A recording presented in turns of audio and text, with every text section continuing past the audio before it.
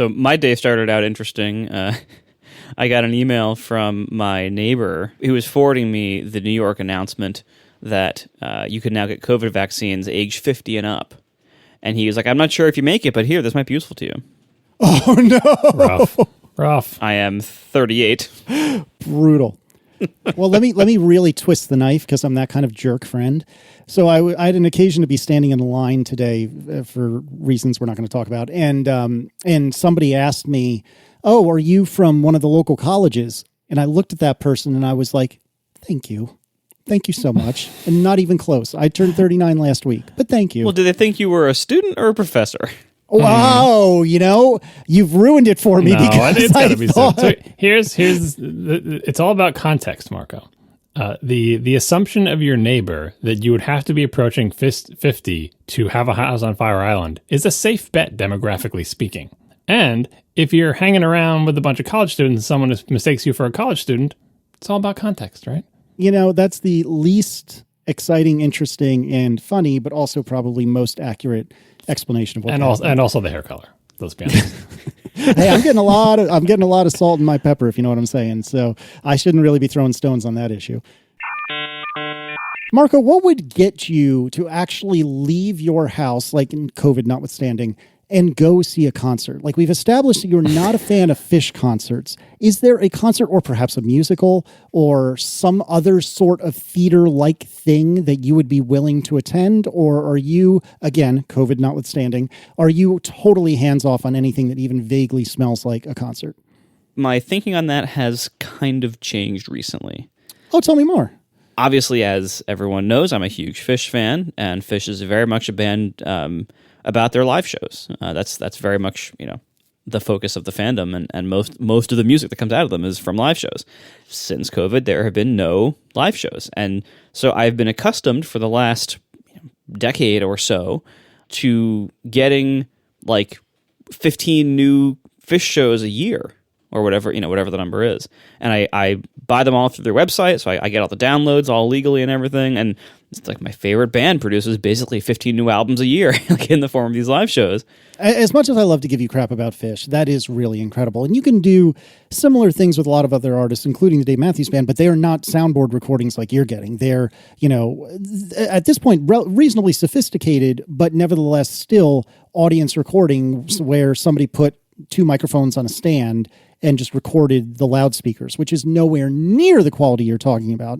So how much, just ballpark, how much is it for like a year or season pass to whatever service it is that does this? It's from LivePhish, and I think they don't do like year passes, they do like tour passes. So Gotcha, if there's like a summer tour, it ends up being like $10 a show, whatever that is. So like, That's a really tour not might bad. be like $150 or something, but it's not, it's not like a huge, massive thing, considering that's like, so it's so much music. And as you said, like it isn't just like a microphone in the audience. I mean, the Phish community has that as well. You can listen to the same show through like tapers versus the actual official releases, and it's no contest. The official releases are way better. And so I'm accustomed to, my favorite band releasing a pretty large amount of new music every year, and then to go from that to nothing for probably a year and a half, or whatever it will end up being once this all opens up again for concerts. When the time comes, when they start doing concerts again, I've thought about going to like one of the first ones if I can. I mean, I'm sure it's going to be insane to try to get a ticket, but I've thought about going to one of the early ones that I would be able to go to geographically, because I can only imagine like the jubilation that will be, like the energy that would be in that crowd, like coming out of this. Going into that, I think would be really something to see. I think that could be, like my parents went to Woodstock, like the original one in 1969. Oh, I didn't know that. Yeah, my mom was only like 19, but yeah, like my parents went to Woodstock. That was like a generation defining thing. And I don't think, a Phish concert in 2021 or 2022 is a generation defining thing for most people, but I think the idea of having all this time off at where we were forced not to have live music, once it opens up again, whenever that is, I think there's going to be just a massive celebration from people. I think it's going to feel incredible. And if I was ever tempted to go to another concert, that's the time to go, I think, like to feel that. Even though when Fish hasn't played in concert for a while, they tend to be worse. They tend to kind of suck. Like, they make more mistakes, and it's not as tight and everything because they haven't had as much time to practice and everything. But like, I think this moment in live music is going to be really felt by everybody. I think it's going to be a really big deal, and I can't think of a cooler way to celebrate like the world reopening again whenever that happens than going to a Fish concert. Even though normally as you mentioned at the beginning, normally I'm not super into going to concerts. I love listening to them, but I'm not super into going to them. There are no other bands at this point that I would really consider going to see in concert, just because concerts, I find most of the time I find that my attention drifts and I get tired and I kind of just want to like leave after a while. They're not usually very appealing to me, but again, I think in this particular instance, whenever that event happens, I would be interested in going to that. I hear you. Now, I feel like your destiny, if all the stars align, is to go to one of the New Year's Eve shows. What is it, Madison Square Garden? Is that right? Yeah. And be there for that, which I'm sure in so many ways would be a disaster, but a beautiful, beautiful disaster. And I think that would, especially if it happened in 2021, which I'm super skeptical, but just hypothetically, like, Fish finally was able to do their New Year's Eve show again, and you were able to get to it. I think I could see you really enjoying that. And then saying, I'll never do that again. Yeah, I mean, ideally, Madison Square Garden, that is actually the one place I saw Fish. The one time I went it wasn't a New Year's Eve show, but it was at Madison Square Garden. And it's fine, but it's a giant indoor arena.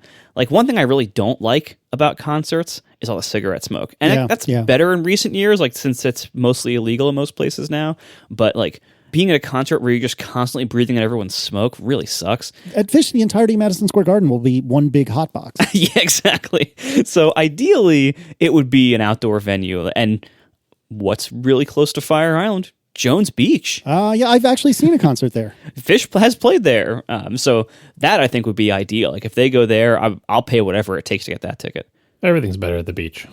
Of course. Do you have any interest, Marco, in any other concert adjacent things like musicals or live theater or anything like that? Like, if the original cast of Hamilton was back on Broadway for 10 nights and you scored a ticket, would that be interesting to you, or is there nothing there for you? If I'm with other people who are into it, I'll go and I'll have a good time, but I'm never really like initiating that kind of thing. Fair enough. And John, I know you do enjoy musical theater, but similar question, like, is there anything that would get you to go to, I don't know, a U2 concert or perhaps some other concert for someone that you're interested in? I don't think there's anything special about the end of COVID times. I'm always game to go to a concert. The last one I think I went to was Amy Mann when she came to Boston, and I loved it. One of the best concerts I've ever been to. I'm not a big music concert goer, and it would have to be a band that I really like. But if it is a band that I like, and I don't have to travel that far, I go to it. Good deal. What was the was it Rec Diffs or was it Dubai Friday where Merlin was talking about what it's going to be like coming out of the end of times? Probably both. We definitely talked about it in Rec Diffs. No, that was a really, really good conversation and worth listening to. So both shows are excellent. Yes. In fact, it really makes me grumble how great both those shows are. So all part of the MPU. Yeah. That's it. All right, we should probably start with some follow-up. And we have some reports from the field. Coming in live from the field, we have reports of the Wheel of Shame. I love that we could put out the request saying, hey, if any Tesla owners have gotten flat tires and have gotten service wheels, let us know how they were spray painted. And we actually had listeners respond. Yep. It is ridiculous that this is my life, that I can talk about some stupid flat tire on some expensive car and have people from all over the world send me pictures of these things, but I love it and I'm thankful for it. So we got several reports. Apparently in Hong Kong, the Wheel of Shame is a solid red, and we'll put a link in the show notes. Well, I wouldn't go that far. So this is Sivra Olet who wrote from Hong Kong and sent us a picture of a Tesla with a Wheel of Shame, and it is indeed spray painted red.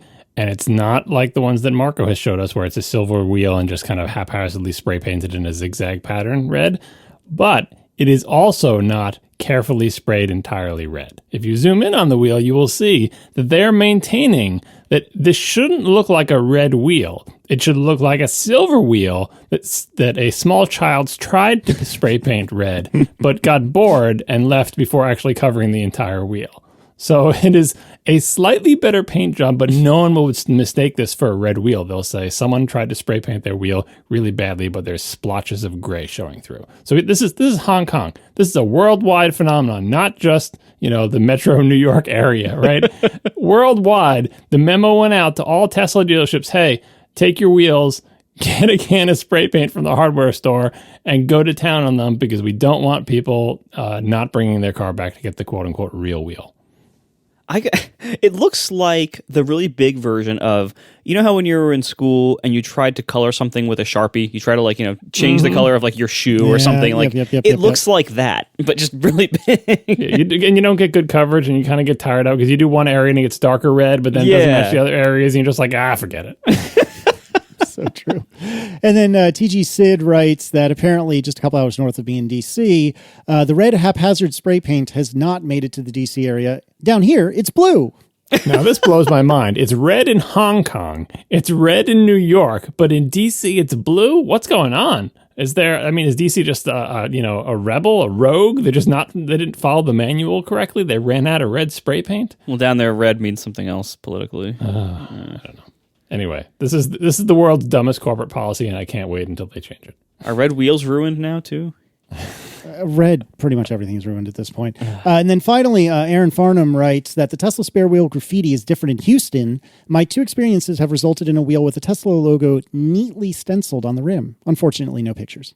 Well, there you go. That's exactly what I was talking about. But neatly stenciled makes me think, do you mean someone held up a piece of cardboard with a Tesla logo cut out of it and then took that same can of spray paint and sprayed through it? Or do you mean actually neatly stenciled? Because there's the drip mark coming down.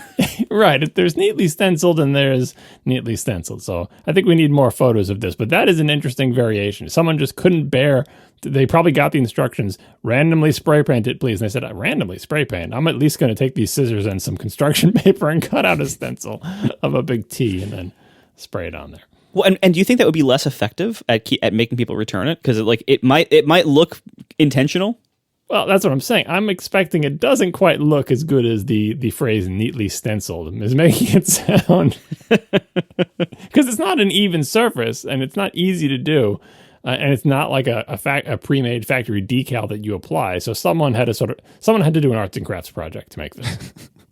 So here's the thing, Aaron Farnham, if you really want to be an excellent listener and an above and beyond feedbacker, I need you to pop one of your tires and get a spare wheel and then take a picture for us. Drive over a spike strip. Yes, please. All right. John, do you want to tell us about App Store pricing policing, please? We talked about this a couple of shows ago, how Apple was telling certain people, essentially, your app is not worth the price you are charging for it, says us. So stop it. And this was in the context of scam apps, which are, charging, trying to get people to sign up for, a $5 a week fee for some app that does nothing or whatever. And Apple's trying to get them out of the store. And the way they do it is they send you a nastygram that says, nah, you can't charge that much because your app is bad.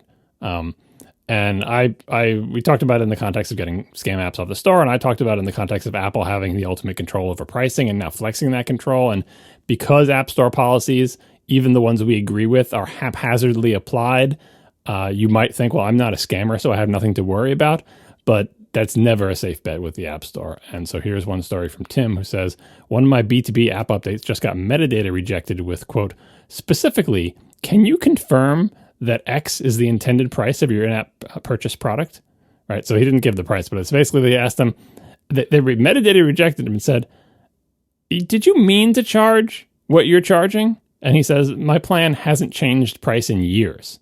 And the price is $49 a month, which might sound like not a lot, but its competitors are $50 to $150. These are not supposed to be consumer apps. I replied that the price is intentional, and they approved the app hours later. It felt icky, though. My app has been on the App Store since 2015, and the price hasn't changed often. So this is kind of like, he didn't get rejected. They didn't tell him his app wasn't worth that price, but they did say, are you sure you want to charge $50 a month? Kind of implying, that seems like a lot for your cruddy app. And especially for an app that's been on the store for years and hasn't changed price a lot, that's, you count it as a win if it was only a 1 or 2 day delay. But you start to get a little afraid that the next time you try to send a bug fit update, they're going to be like, yeah, I'm sorry. It just doesn't look like a $50 app to me. I mean, on the one side, I'm glad that they're at least looking at this, but it seems like they should be taking more than just a cursory look. Like, look at the history of the app and look at what does the app do? Because it should, in most cases. If the price hasn't changed in years, then come on.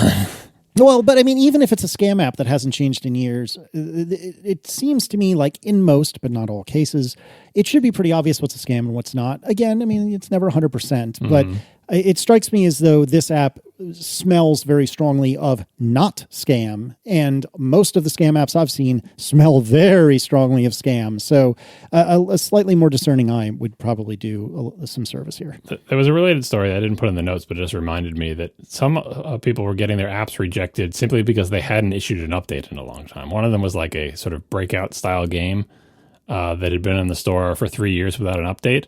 And Apple's just like, look, we're going to pull your app because it's obvious that you've abandoned it, right? And the developer was like, look, this app runs perfectly. It works on all the new iPhones and all the new shapes. Like, you would have no idea that this app wasn't released yesterday. There's nothing like broken about it. It's 64-bit. It scales to the iPhone 10. It goes into the corners. It handles the notch. Like, it does all the things. It's a perfectly fine game.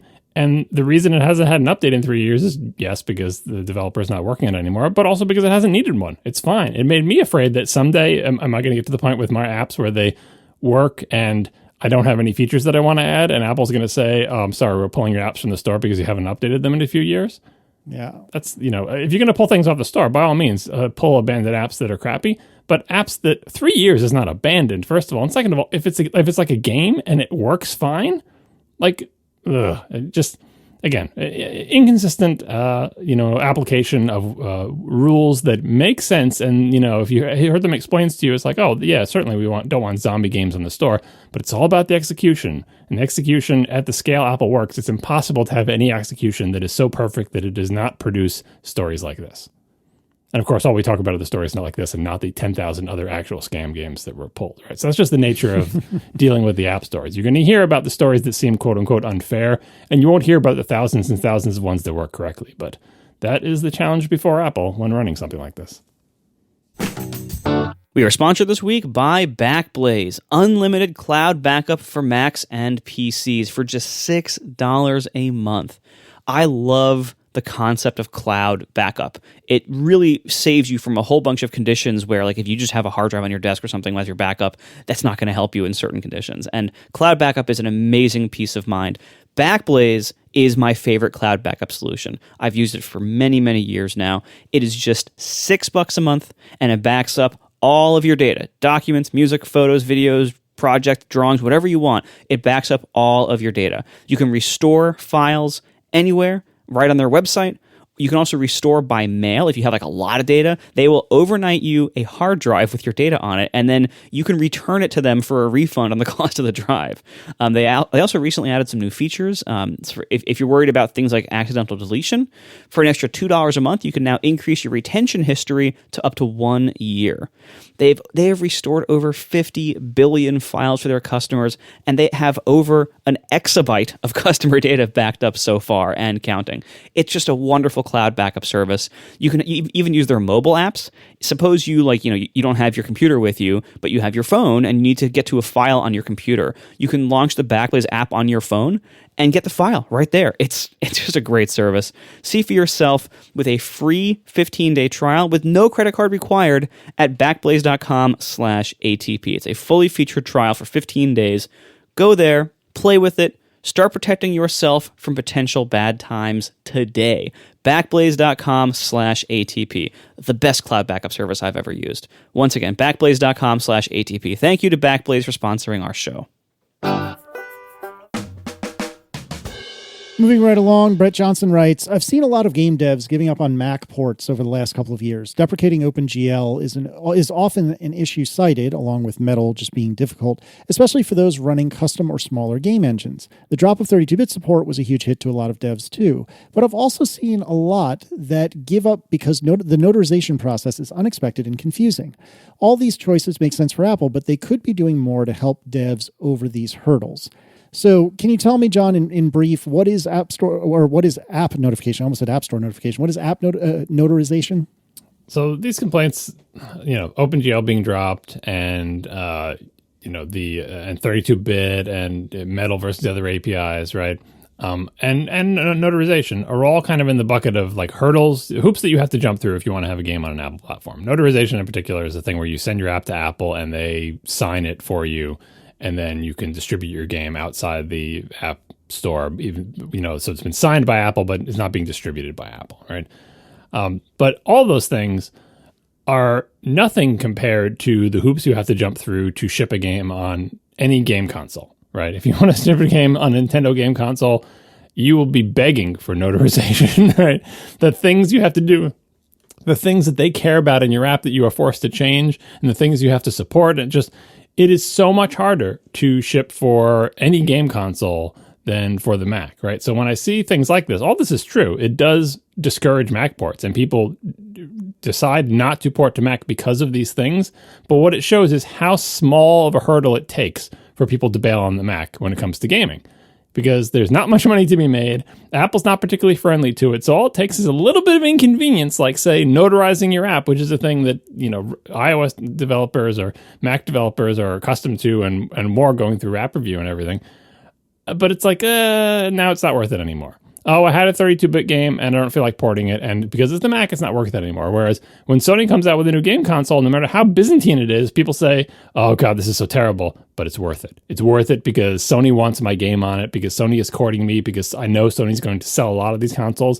And I know the people who buy them are the kind of people who want to play the kind of game I'm making. So yes, we are going to jump through all the hoops to get our game on these game consoles, but we are not going to jump through the hoops to get the games on the Mac. So situations like this are just more proof that Apple has not made the Mac a platform that is attractive to game developers, and that's Apple's job to do. And most of the things they do either are neutral with respect to that goal or make it worse, like adding a few more little requirements that game developers weren't used to. When Apple added app signing to the Mac App Store and app signing in iOS, all those things they did were also hurdles for people making applications for the iPhone and making applications for the Mac. But Mac developers and iOS developers may have grumbled, but they continue because they say, well, this is our business. If we're going to put apps on the phone, we got to do what Apple says. And even the Mac App Store, many companies went through heroic efforts because they thought that the upside of being in the Mac App Store was worth making the effort. In some cases, they've changed their mind on that. Sometimes they change their mind and then change their mind back. But the point is, those platforms, the phone, the iPad, the Mac, are attractive enough for developers to be willing to deal with these hurdles, and games on Apple's platform are not. Yeah, and I think a lot of this comes down to, some of it is definitely, Apple's attitude towards developers, which I think can most of the time be described as tense. Apple doesn't seem to have it in them or have any interest in attracting developers to their platforms. Apple seems to dictate certain things to developers. Certain things are nice. Like I love a lot of the APIs and everything that, a lot of the tooling's pretty good. So a lot of it's good, but for the most part, the overall attitude for Apple towards developers, they're Apple's sitting back waiting for people to come to them and putting up hurdles and saying, hey, you all, here's a new hurdle. You have to deal with it, period. What are you going to do? Like John was saying, when there is a large potential upside to a platform, we go through those hurdles. I'm willing to jump through all their stupid hoops and go through their stupid code signing that still is completely broken. If you use CarPlay, you have to do it all manually still. And, you go through all this stuff, the notarization, you go through all that stuff because, I want to make a podcast app on the iPhone, and I want to make it badly enough that all those hassles and costs and the App Store tax and app reviews, BS, all of that, I'm willing to go through all that because there's a big market for making a podcast app on the iPhone, and also I use an iPhone and I want to have my own podcast app, and so therefore I'm motivated even myself, let alone the business side. And let me just pause you there, and that is a key point. Apple sells a ton of iPhones, right? Apple makes a platform that is attractive to you as a developer by selling tons of iPhones to people who have money and are willing to spend it on software. That's why it's not like, oh, I just like the iPhone, so I'm just going to make Overcast for it. The Overcast is where the customers you want are, and Apple really helped to make that happen.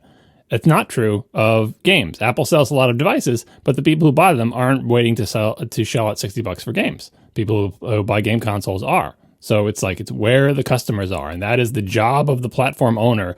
If they want games on their platform, they need to sell enough devices to people who buy them and then want to play games to make it worthwhile for games developers. Right, and that's where the iPhone is a pretty decent casual gaming device, pretty good casual gaming device.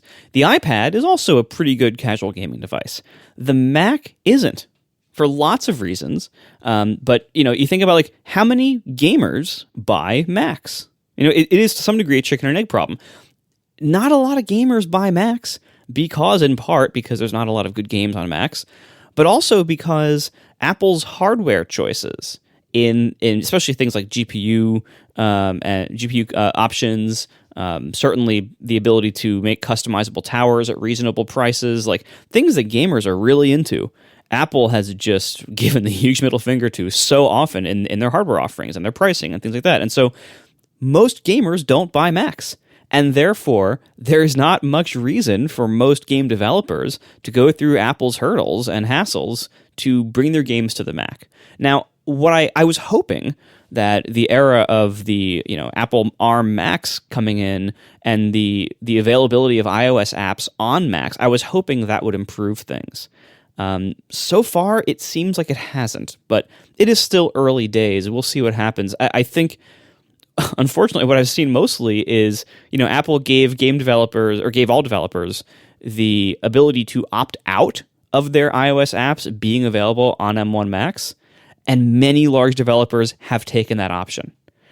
And many of them for not particularly good reasons, just we don't want to go through the hassle of testing that, so we'll just disable it because who will care, right? So I feel like that's kind of a non-starter. Catalyst has been mostly a non-starter for most people. So the efforts to try to take that iOS effort that's being invested on the iOS side and bring it to the Mac without much effort on the developer side mostly hasn't panned out, or hasn't panned out the way that we expected or wanted.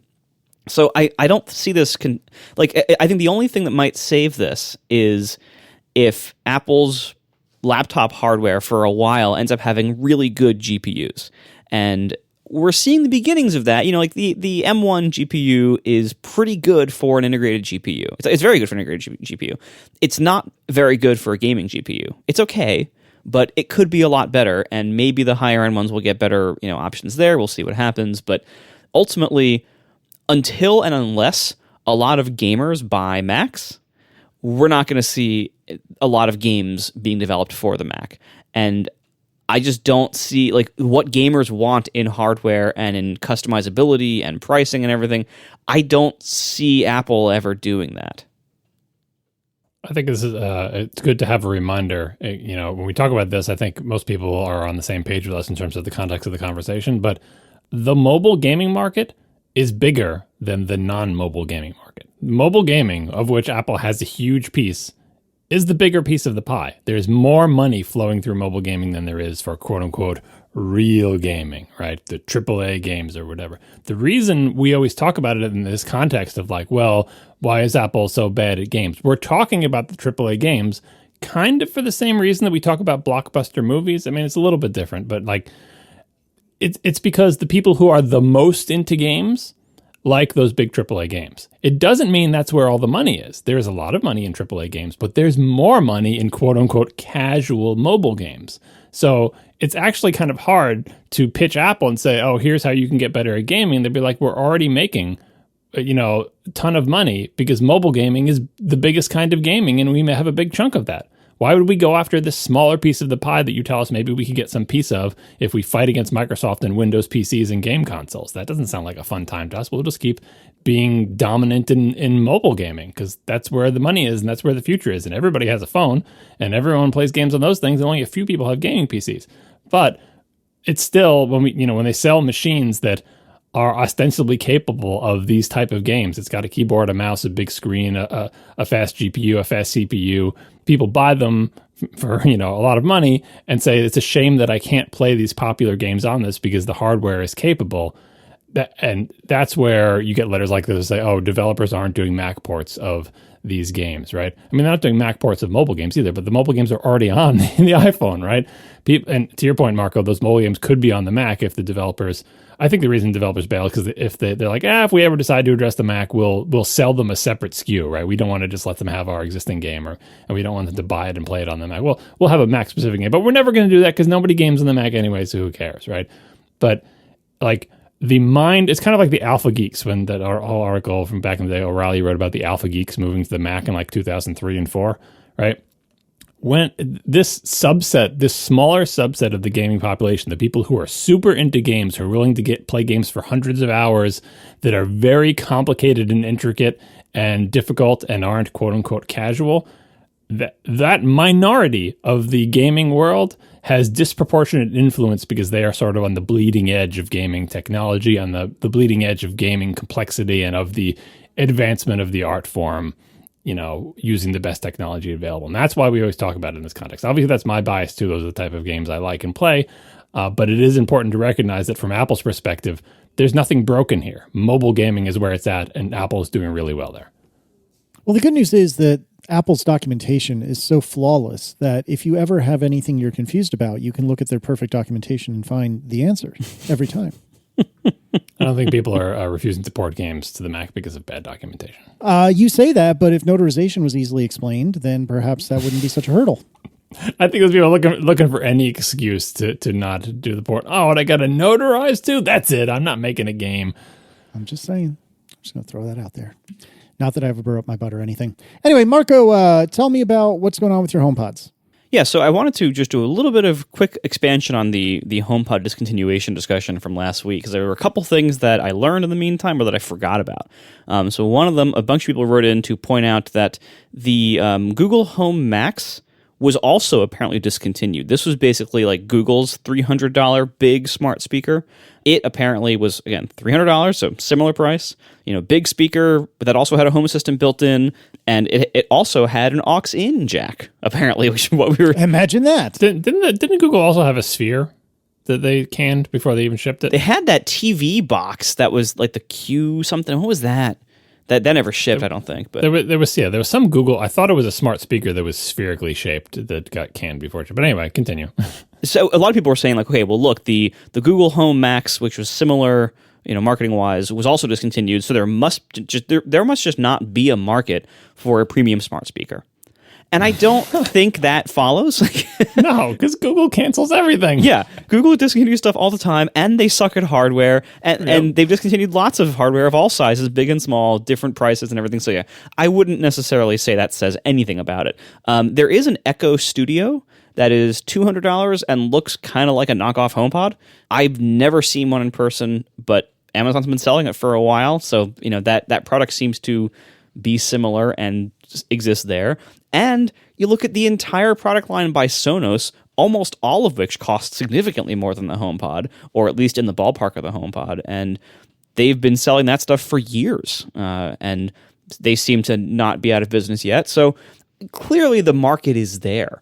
I mean, look at like any of the speakers Apple has sold in the Apple stores throughout history. Not just like the iPod Hi-Fi, which I'll get to in a second, but like, you look at like all of the, Bose and B&W and B&O and all these things, like all these like big speakers and speaker docks and things like that over the years, and they're all like $300. So I don't think we can say there's no market for this. I think there's clearly a market for this if they're good and if they're compelling. And the HomePod was not good and compelling enough for its price. I think that's the real problem here.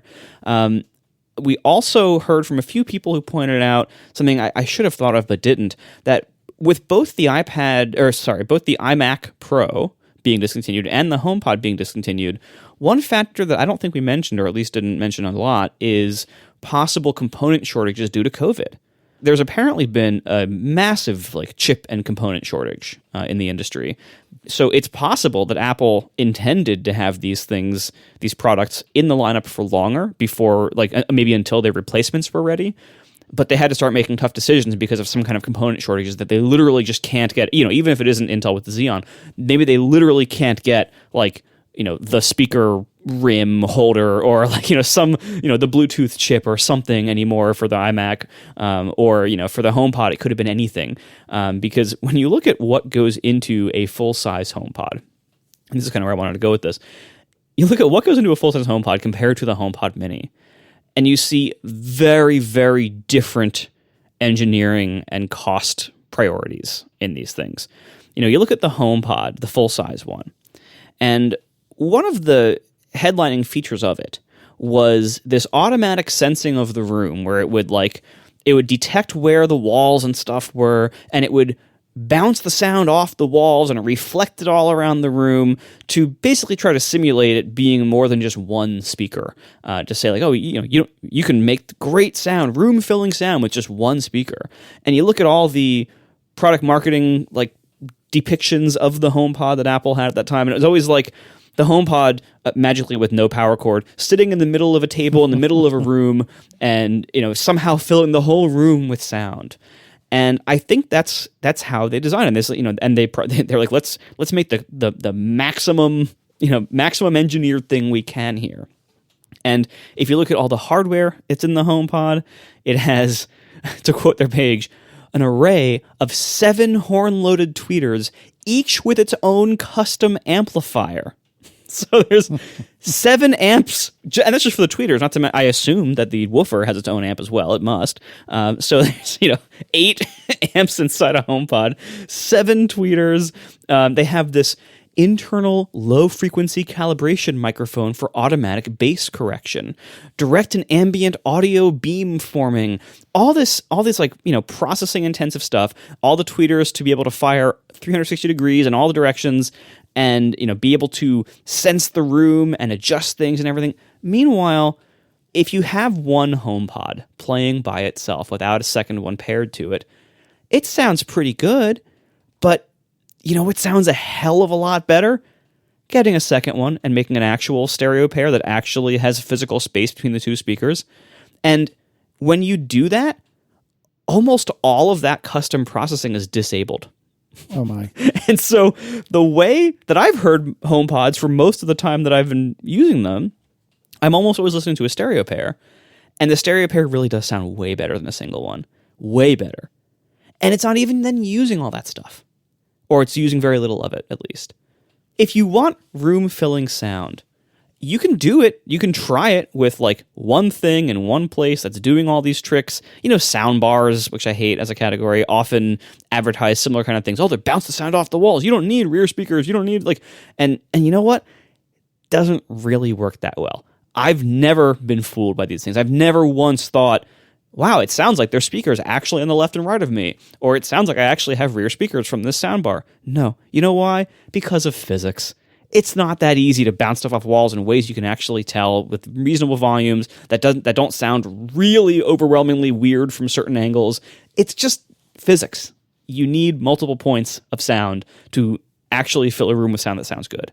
The entire idea of cramming all this stuff into one speaker, I think, was bad engineering and cost management. I don't think this product should ever have been released in the way it was. That added so much cost to it. Meanwhile, you look at the HomePod Mini, a device that was almost certainly prioritizing cost over almost all else. It's $100 compared to the $350 they were selling this thing for. The HomePod Mini is actually kind of expensive for what it is because it only has one driver. It doesn't even have like a dedicated like tweeter and woofer. It's one single speaker driver that does both jobs, which is one of the reasons it doesn't sound very good because that's fairly hard to make work physics wise to make it sound good with just one thing doing everything. They really cut down so much. Like if you look at the teardowns on iFixit versus the HomePod full size one, and you can see there's just all this massive complexity and engineering and components in this thing. And then you look at a teardown of the HomePod Mini, and there's almost nothing in it, and it's significantly stripped down, way cheaper, way simpler. And it starts to seem obvious, like the HomePod, the first HomePod, just it seems like Apple totally ignored cost when designing it. Like it seems like they totally over-engineered it, thinking that they could just kind of walk into the market and just start taking money. And a lot of people have made the same have made an analogy to the iPod Hi-Fi, the old speaker dock. It's actually a very good analogy because that was another area where Apple didn't have a passion for speaker docks. They were not the first ones to the speaker dock market. I think Steve Jobs was jealous of all the money that Bose was making selling $300 speaker docks for their iPods, and they were like, we can get that $300 ourselves. And they made one that was a little bit more expensive and a little bit nicer in certain ways, not nicer in other ways. Sound familiar? And it flopped in the market because it turned out most people don't need one of those at all.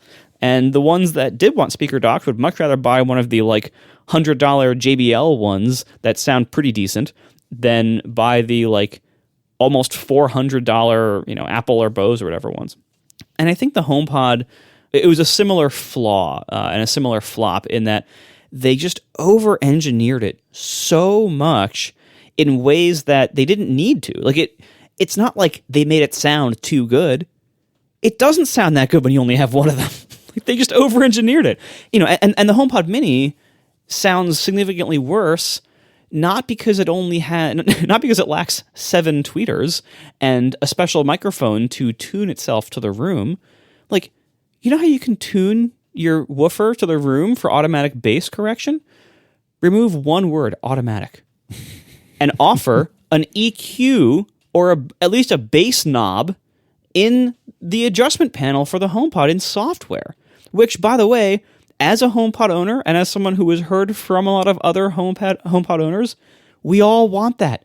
If there was adjustable bass on the HomePod, that would solve the vast majority of issues people have with its audio. Because it works pretty well for me, but yeah, there are times where I would want to adjust it. And I've heard from so many people who are like, I tried it, but it's too much bass.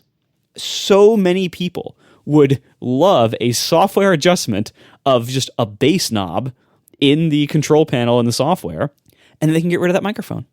And they can also, design a product that's made to either be firing in one direction or paired with the second one, and get rid of most of those 7 tweeters and 7 custom amplifiers that are on each one.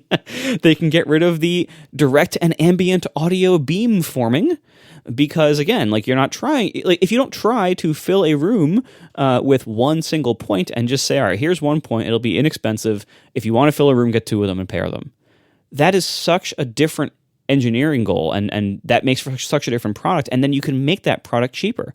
And maybe you could make a really good sounding one for $200, and then a pair would be $400 instead of $700. And that's a really big difference. That would be that alone, even ignoring the input issue and the Siri issues, that alone could have been a huge deal. And then finally, they put all this engineering and all this cost into the HomePod. And then the CPU they put into it was the A8 from the iPhone 6. And when you ask it a question of Siri, it's slow to respond. Now, this has been one of the only things that I miss about the Alexa ecosystem when I switched over to this. Alexa's faster to respond, way faster, and always has been, even on their very first generation hardware. And I have to wonder, obviously most of that is probably the service side, but I have to wonder how much of that could Apple have solved with a higher end or faster processor or some kind of different processor choice? They spent all this engineering and all this cost in all these fancy audio features that nobody was asking for a goal that they couldn't actually achieve of filling a room with sound with 1 point. And yet, the actual main interaction method to this thing is slow. Now, the HomePod Mini moves from the A8 from the phone chip to the S5 CPU from the Apple Watch Series 5.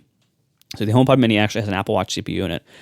I couldn't find many good direct comparisons of how the performance between the A8 and S5 is.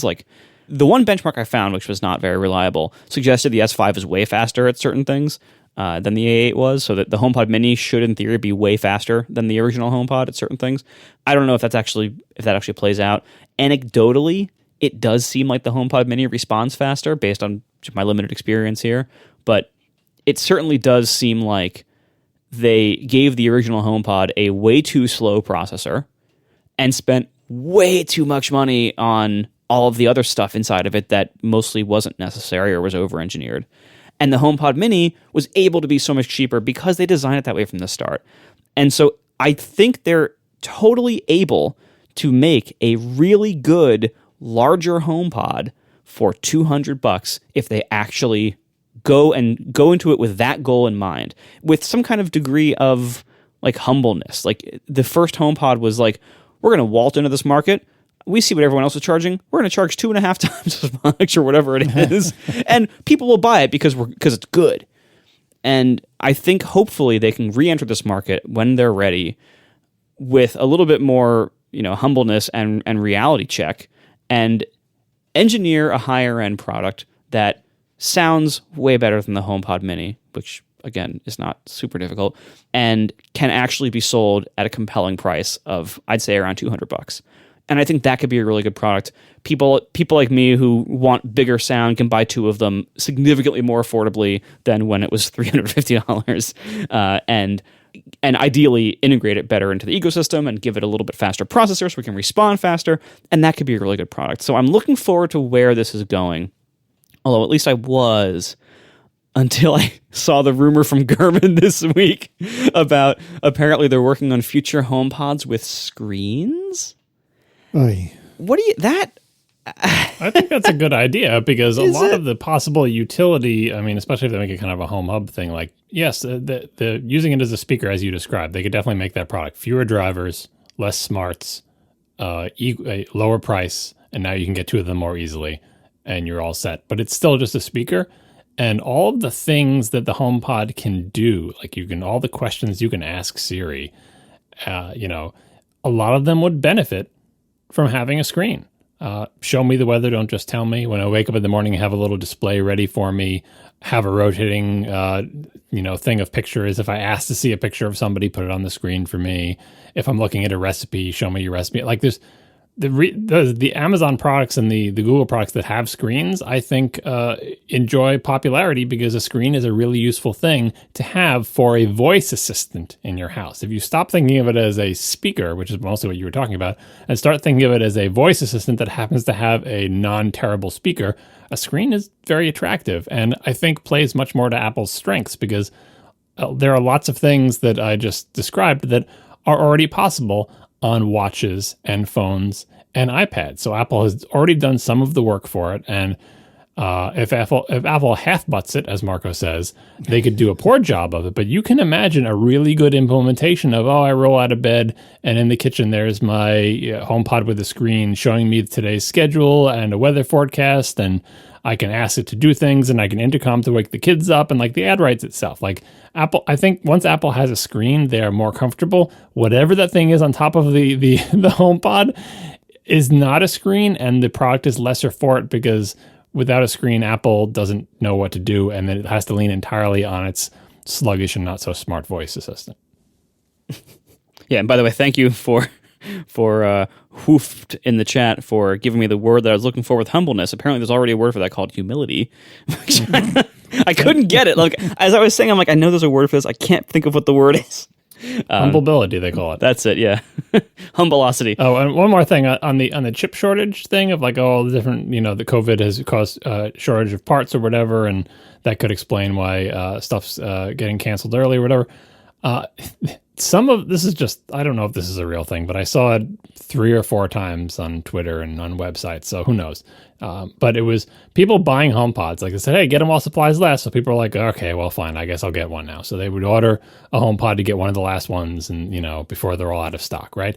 And they would receive them, and reportedly the manufacture date was the launch date of the HomePod. Oh, yeah, I saw that. Meaning they made a bunch of HomePods in like 2017 or whenever it was, and they never made any more, and they just have been trying to sell those, like us with the ATP pins, which we made many years ago, and we're still trying to sell them because apparently everybody who wants an ATP pin has one, right? And we just have a handful of them left, but if you buy an ATP pin today, you're getting a pin that was made 3 years ago. Luckily, there are no electronics in it, and it's still supported by all our software. So buy an ATP pin.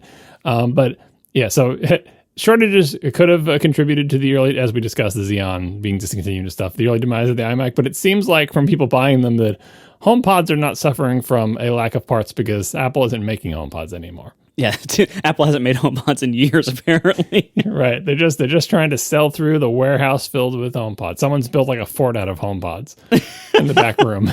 It's like that.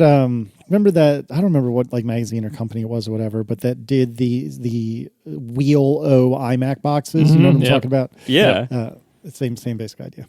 Yeah, and like I'm kind of surprised. Like as of now, when we record, they still aren't sold out. I assumed that when they announced that they were discontinued, that they would sell out within a day. Right. And the space gray ones did. They sold out pretty quickly. But the white ones, which is actually my preferred color of them, are still for sale now, like 2 weeks later or whatever it's been. Did they introduce the space gray one later, or was that at launch day? It was always at the same time. Yeah, I don't know. Maybe that was just the more popular color, or maybe they misguessed when they manufactured them all originally in whatever year it was. Yeah. Yeah, but I really, and I've been tempted to buy one, now because I really do enjoy them. Because you have so many and they need friends. Yeah, right. Like, but I just I don't really have anywhere else I could put a full size HomePod. You could make a fort. Yeah. But if any of mine die, and if they haven't released a new one by that point, I will actually really regret not having one. You need to have spare HomePods. This is how you end up with a closet full of cheese graters. Except for you, it'll be a closet full of HomePods. My things my thing that I'm collecting costs like $9 each, though. It's a little bit easier to get them. Yeah. Well, it won't be too long until those are $9 each as well. Wow. So they cheese graters only appreciate in value. Oh, The price of OXO cheese graters has never gone down, Casey. Sure. No, but honestly, as ever since the HomePod's death was announced, and as I've kind of waffled on getting any spares, I've started to realize I really like the way it works for the most part. First of all, if anyone out there does not yet have AirPlay 2 in your household, I would strongly recommend giving it a shot in some form, whether it's playing stuff to an Apple TV or to a HomePod Mini or a regular HomePod or whatever, or any of the other ecosystem stuff that supports it. Like obviously all of Sonos' stuff, or all of Sonos' recent stuff supports it. A lot of other manufacturers are starting to add it as well. AirPlay 2 is awesome. It is by far my favorite household / multi-room / whatever audio management thing because, as I mentioned a few weeks ago, you can control it not only from the voice assistant that's built into the speaker, but you can also control it from your phone and from your iPad, and everyone else can in the house too. So if you have like an Apple household where everyone has iPhones or iPads or whatever, everyone can control it, and it just shows up in Control Center, and you can hand off from your music app to it or from it to your music app, and it's really nice. It's a wonderful interaction method if you are in Apple's ecosystem, and especially if you use Apple Music. Now, here's the thing: I understand that everyone who uses Spotify, everyone, 100% of you, think that everyone uses Spotify. And that's not that far off. Spotify's very popular, but not everyone uses Spotify. And the Spotify people, look, many of you are my friends, but Spotify is not everyone. It's not everything. It's not all music. It's not the way everyone wants to listen to music. Their app, honestly, is garbage. Apple Music is also garbage in their apps, but, it's like, there's a lot of problems with Spotify that I have. But if you're not a Spotify user, there are dozens of us, dozens. The HomePod is actually amazingly good because if you're not a Spotify user, you're probably either an Apple Music person, or if you are especially old, like my neighbor thinks I am, you might be an iTunes / music on the Mac person. And if you are still keeping a music library, again, Spotify people, you think, quote, nobody does that anymore. I assure you there are people out there who do it. I recognize it isn't the majority anymore, but we're out there. And nothing integrates better with an iTunes music collection than a HomePod. Nothing, none of the other speaker things come close. And so I have between me and Tiff, we both use Apple Music. We both used iTunes before that. I have playlists in there. I have a music collection in there. I have all my Fish stuff that I've downloaded legally from their site, but then that's not listed in Spotify or in Apple Music's online directory. But I have my own collection merged in with that. Tiff has her own stuff. The HomePod recognizes each of us by voice, and if Tiff wants to play one of her playlists, she asks for it, and it just knows it's her and knows which collection it's in. If I ask for something, it knows it's me, and it plays stuff tailored to me based on my collection that I've built up over years, my ratings, my play frequency and stuff like that. And it has all my fish stuff. So if I want to say, hey, play my best of fish playlist that I maintain on my own devices and with my own collection, it has access to that and it can do it. That's one thing that whenever we had Alexa stuff in the house, it can't do that, doesn't have access to it. And Amazon has ways to upload stuff to it, so does Spotify. They suck, and they don't work.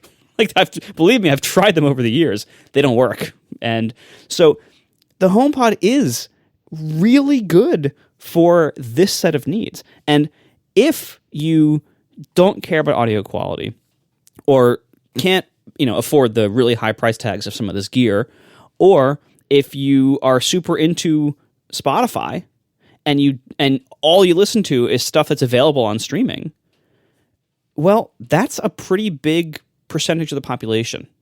And for all of those people, this might not be the best choice, or might not be a choice at all. But that's not everyone. And for those of us who still do things kind of the old way, or more into the Apple Music ecosystem for various reasons, the HomePod is great.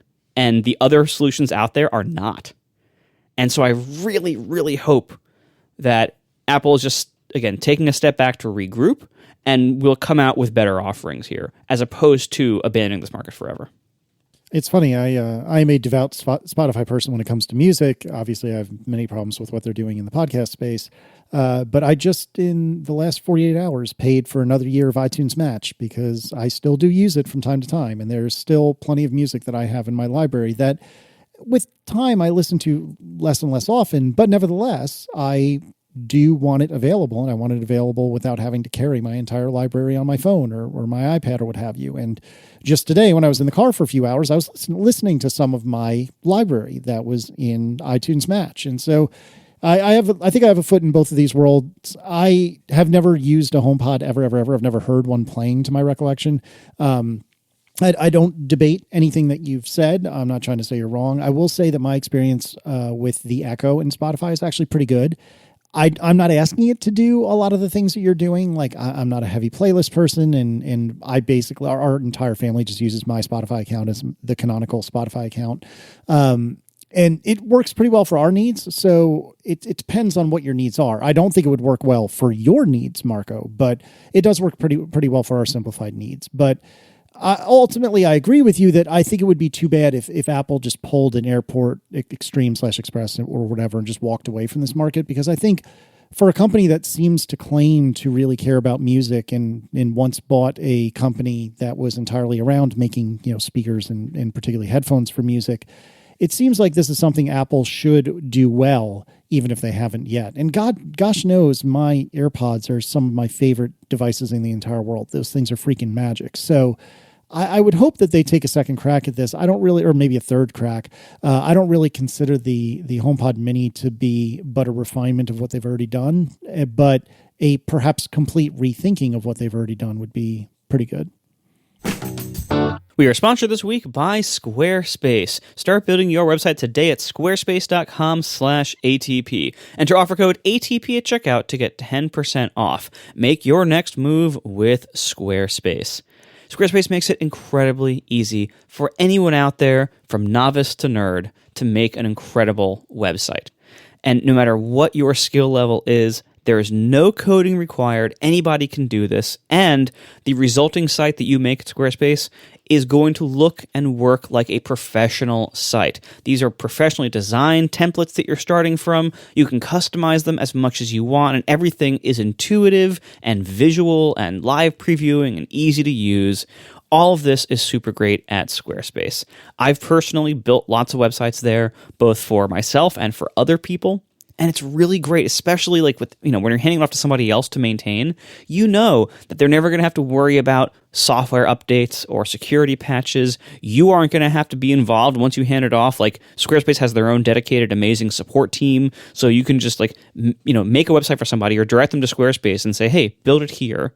And then you're out of the picture as like the nerd friend who recommended them, where they build a website. So it's just a wonderful place to make websites from anybody. Again, novice to professional. It's just great building on Squarespace. You get tons of functionality built in, stuff that's honestly kind of hard to do yourself. And It's just super easy on Squarespace.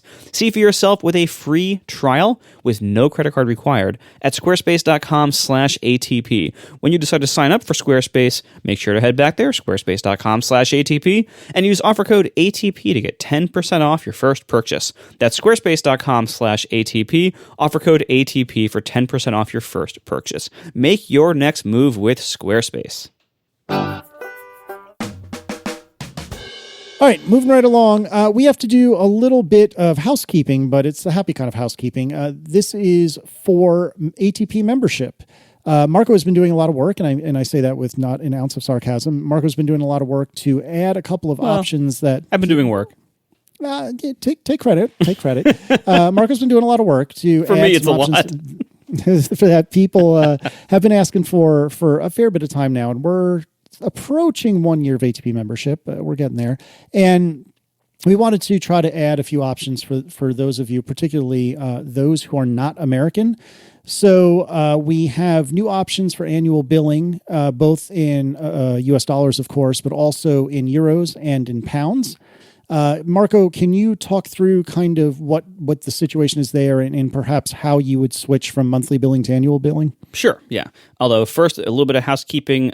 If you see a bunch of refunds on your bill this month, that is because we had a bug where under certain like billing failure and renewal scenarios, it was possible to have 2 subscriptions active at once for the same member. I detected those. I ran a script to cancel all the duplicate subscriptions and issue back refunds for anybody who would had 4 months of double payments, whatever. I'd go refund half of them. And so some people out there, I think there was 40 of you total, not a large number. Some number of people out there will have some refunds this month. So if you see that, that's why. And that should be not possible in the future. So now back to the good news. So we now have Euro and Great British Pound options for currency.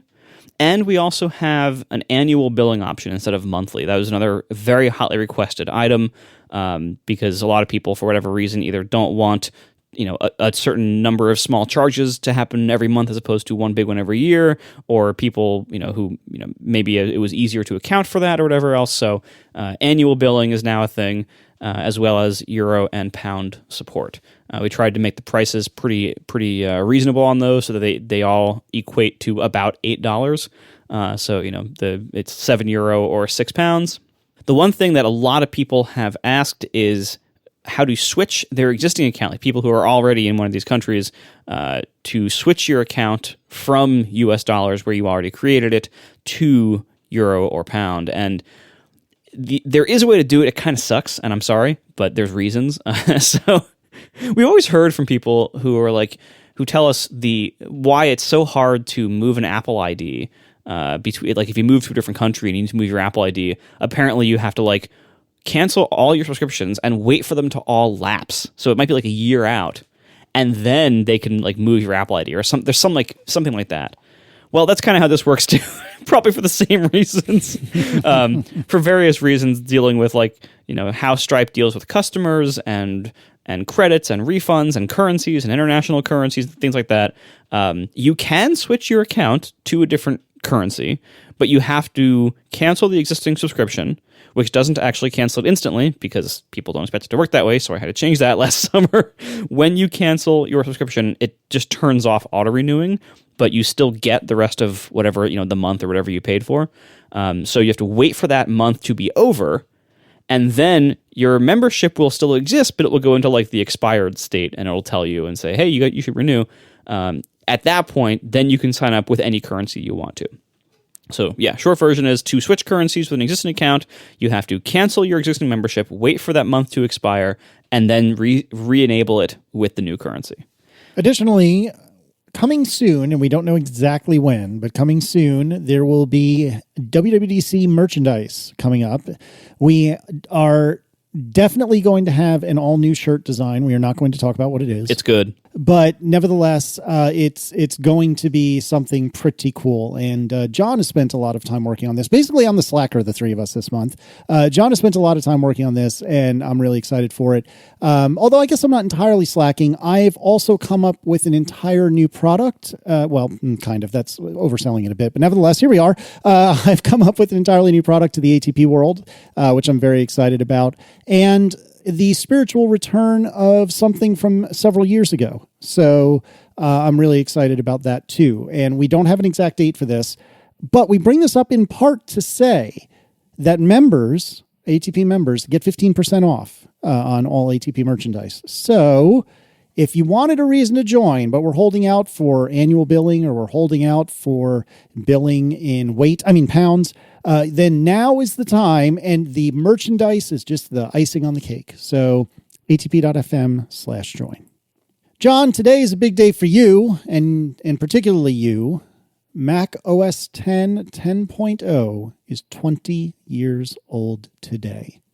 I was still a teenager 20 years ago today. Lots of people are tweeting about it and posting articles and stuff. And it's just a coincidence that today, literally the day that we're recording this, March 24th, is the exact day that is the 20th anniversary of the release of macOS 10 10.0. I didn't do anything for it. Sorry, macOS 10, I didn't get you anything this year.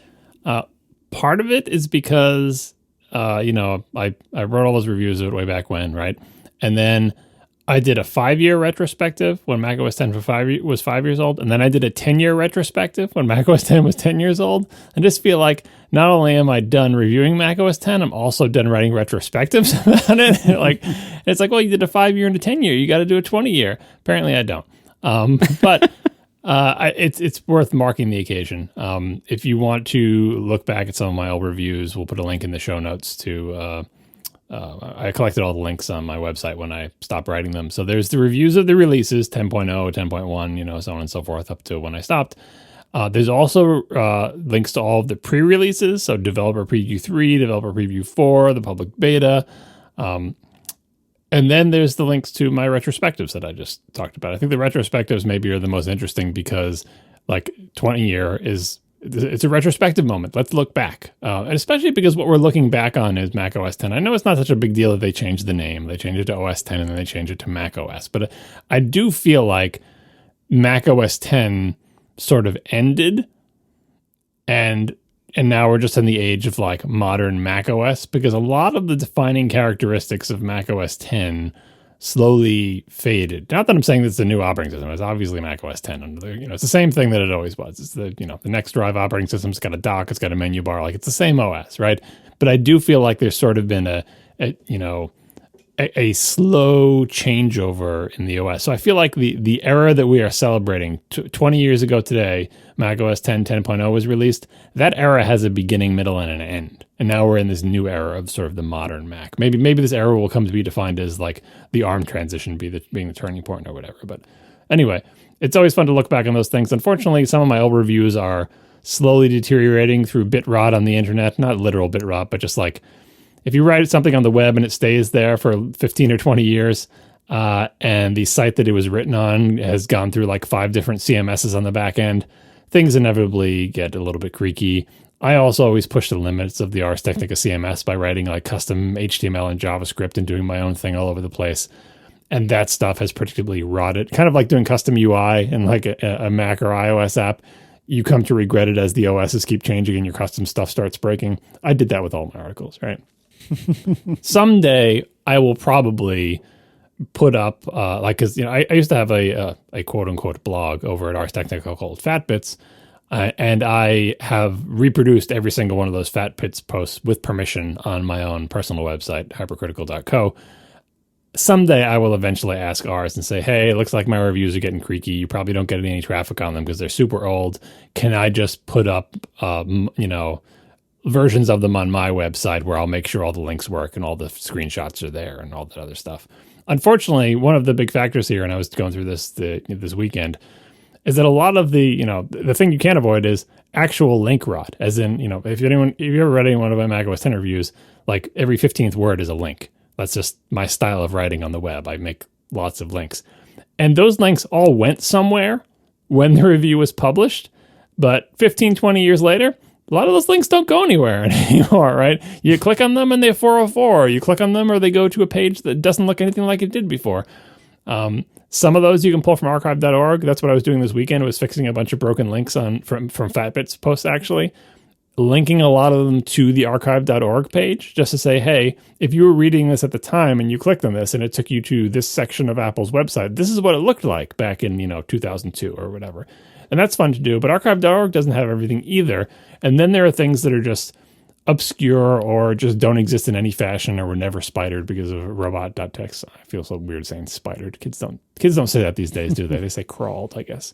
Back in the day, we called them spiders because they were cool. Yeah, so but I would like to have sort of a modern local incarnation of my stuff, just so I can point somebody to it and they can essentially just enjoy the screenshots or whatever. And then I could fix some of the typos and remove the smileys.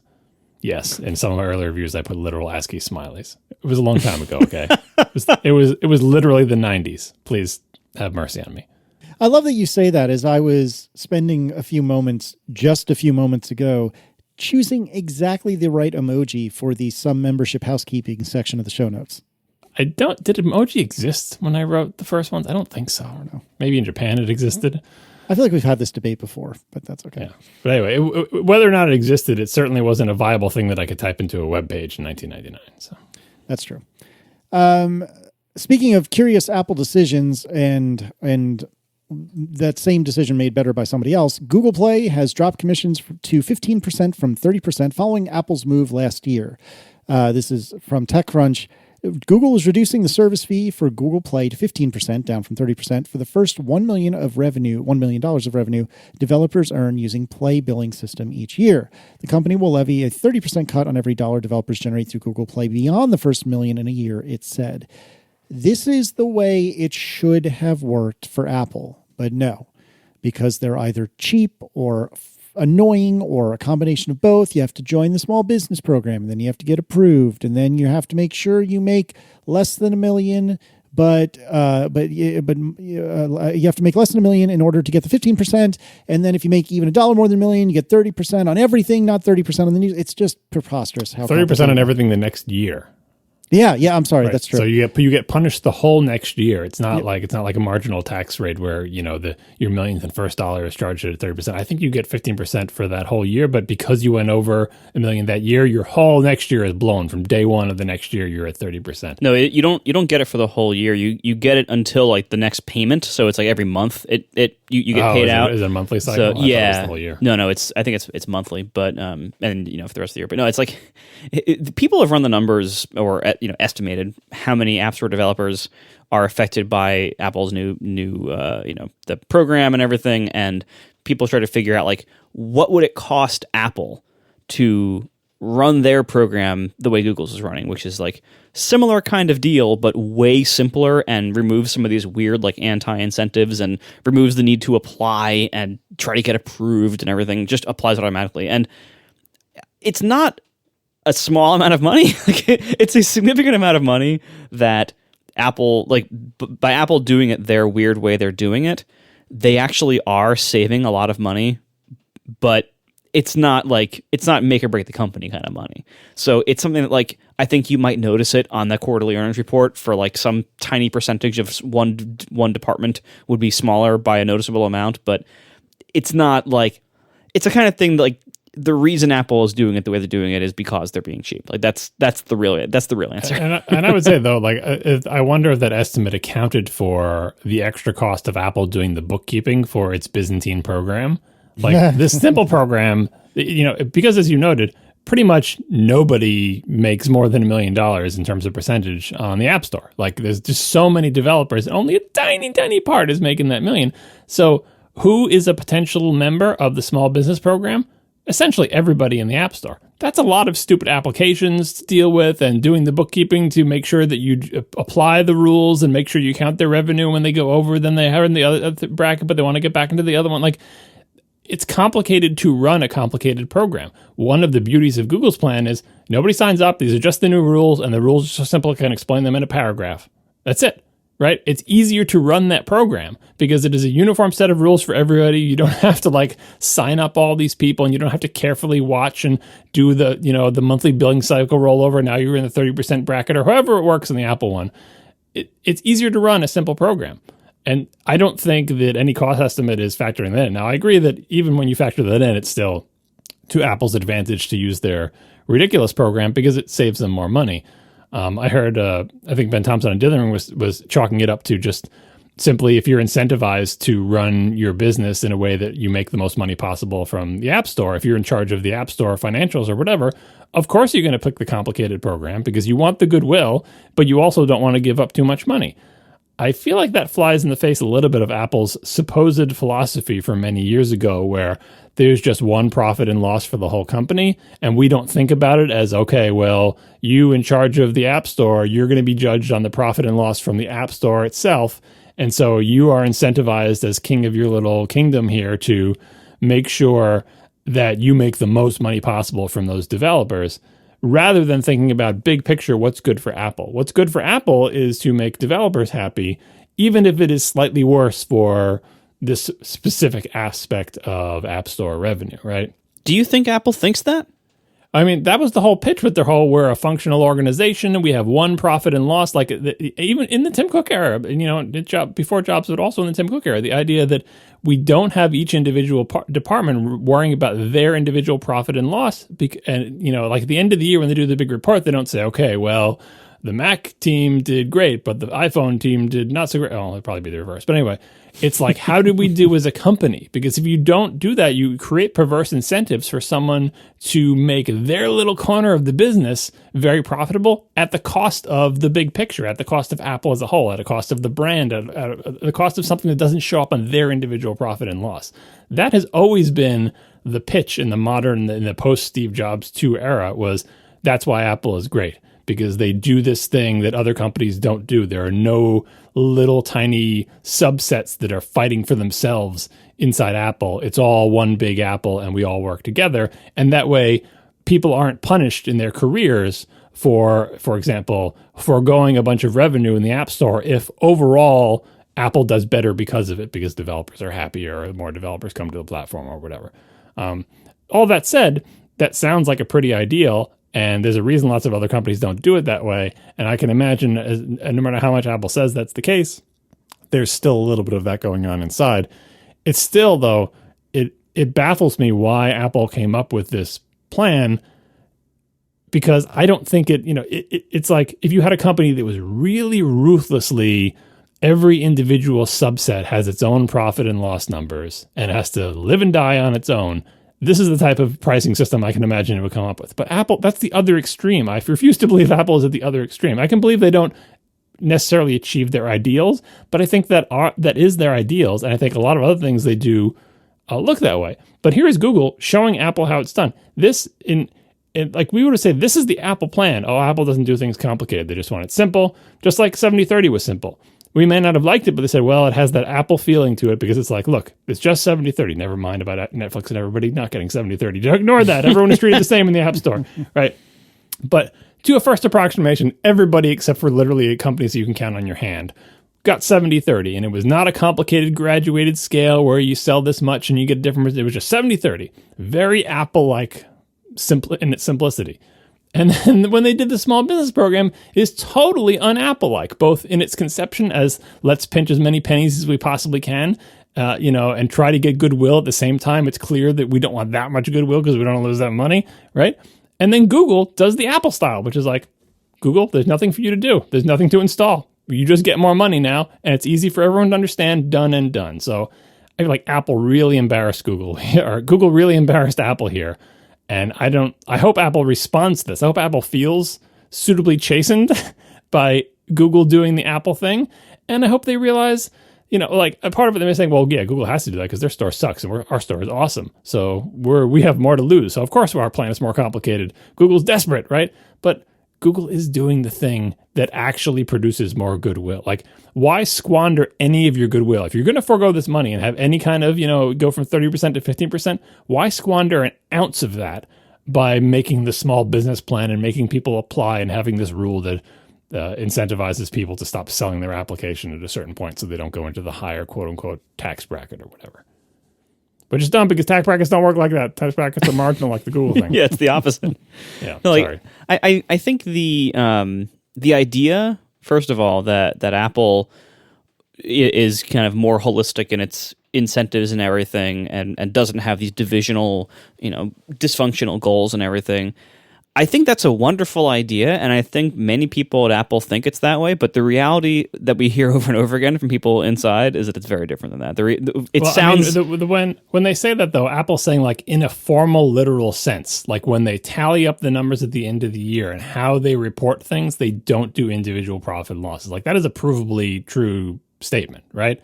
But what you're saying is, okay, that's fine. That's the financial reality, but everybody kind of knows that, you have interdepartmental rivalries and people, wanting to get glory for the good stuff and not wanting to get blame for the bad stuff and wanting, quote unquote, their numbers to look good, even though we all know that's not how Apple reports things, right? But this is not just totally BS. Like this is how Apple reportedly, internally, physically runs its company in terms of the, financials and year-end reports and all the type of things they do inside the company to keep track of things. Yeah, I think the reality is that they're a big company, and whenever you have a company big enough, you're going to have like inter-manager disputes and weird incentives that are bad for the company as a whole, but happen because they benefit certain people at certain ranks and everything. And like, you're going to have all that. So set that aside. I also think that Apple does not when Apple doesn't have their heart in something, you can usually tell. They're not good. From Steve on forward, they're not good at hiding when they are contemptuous or half-assed about something. And the developer small business program is clearly in this category. They clearly don't think they need to be doing this. They clearly hate that they need to be doing this. And they want to put in the least amount of effort possible. And the only reason they're doing this is because of regulatory pressure, because if they don't do this, they're going to lose a lot more, or they stand to lose a lot more. Well, they want to lose the least amount of money possible, but they're doing that by putting in more effort to make this complicated program that they have to administer. Yeah. Well, I wonder if they probably had to hire people, perhaps temporarily, just to deal with the influx of applications to the small business program. They're making their lives more miserable because they want to pinch every one of those pennies. Yeah, well, if anything, they could. This probably shows that there actually is a decent amount of money in like the App Store middle class. Basically, like the numbers in the App Store, the people who are affected by this, there actually is like money there that Apple is making for real. I mean, it's all the money I've made for them. It's not the middle class. It's everybody, but like the top fraction of 1%. Like, isn't it like 99% of the store qualifies for the small business program? Like, it is essentially the entire store, because there's so many developers. Yeah, but I think it also, like, it shows, like, how much money the App Store makes as a whole, even though most of it is from that top 1% that is not going to qualify for this. It just makes so much money for Apple because they are doing so little. Apple has, I'm sure, a lot of people on staff for things like app review, and I'm sure maintaining the store has some costs, and they are spending some money on, servers and bandwidth and everything, but it's such a massively high margin business for them. They are making a killing on the App Store, even at 15%, let alone the 1% that's paying the 30% that's getting probably most of their money in. Like, they're making billions and billions and billions of dollars from just being a rent seeker, being in this gatekeeper position. Like, they're putting in very little relative to what they're making. So there is enough money in there that they can afford to hire an army of probably, relatively low to middle wage workers to actually go through these applications and do all that. And that's still worth it because they're still, even at 15%, making a killing from, those of us who were in this, App Store middle class thing. It just shows like quite how egregious this whole scheme has been and how incredibly profitable it still is for them. I don't know if this falls under the category of rent seeking, but it's the other common analogy you hear for how to make money. Is that, so yes, Apple certainly is gatekeeping and rent seeking from, if you want to get your thing on our platforms, you got to go through us and give us our cut, right? But they're also doing the cliche thing of, if there's a gold rush, you should be selling shovels. because all of the people who want to come and make their fame and fortune on Apple's platforms, make an iPhone app, every one of those people has to buy Apple shovels first, right? Like, it's not about rent. They haven't done anything yet. They haven't made any apps yet. It's like, well, come over here and pay us our $99 a year, which if you add up times the number of developers is not a small chunk of change, just to get there, to get your shovel. And then you get to start digging, and then you get to try your luck in our market, right? So field an app. And if you do well, we'll get a cut. But if you don't, you already did give us $99, and it costs us almost nothing for you to try launching your app on our platforms, right? So this is what we've got into many times about the incentives for a services company are very different from the incentives of a product company. A product company wants to sell products that people like, and a service company wants to find a way to sell you a service or insert itself between you and the thing that you want. And for customers, they're inserting itself between them and the apps that they're going to buy and taking money from that purchase. But for developers, they're inserting themselves as the shovel salesman and saying, okay, well, if you want to come and try your luck in panning for gold in Dundar Hills, start by giving us $99. Not to mention, the $1,200 you had to spend on our computer to build. Yeah, I also buy all the equipment from us to develop for it, obviously, yes. But you're going to buy that anyway. Right? And your $1,000 iPhone. But I still feel like, again, selling the products, the incentives are aligned. Do you want an awesome computer that you're happy with that helps you do your job? We will sell you that, and we are incentivized to make that computer more and more awesome for your particular job, and the incentives for running the store are very different. Yeah. Oh, don't forget about search ads. We still make a killing on that. Yeah. I almost feel good that Apple is so bad at like doing things based on ads, because they would say, oh, Google does stuff based on ads, but Apple doesn't. Apple does. They're just terrible at it. They're just not good at making money from it. Can you imagine if Google had the same platform? Make a lot from me.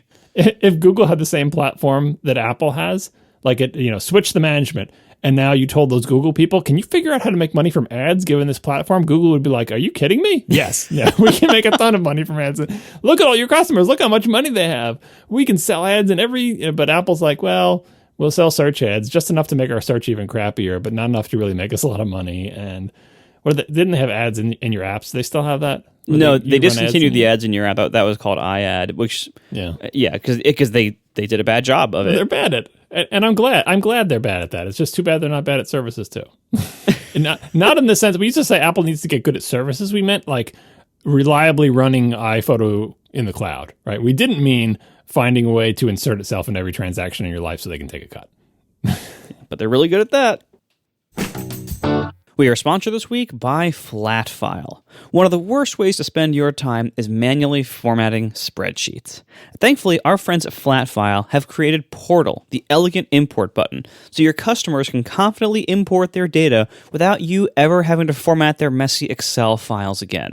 Flatfile Portal is a turnkey data importer for your product that automatically formats, validates, and transforms customer spreadsheets so the data is ready to use in your backend.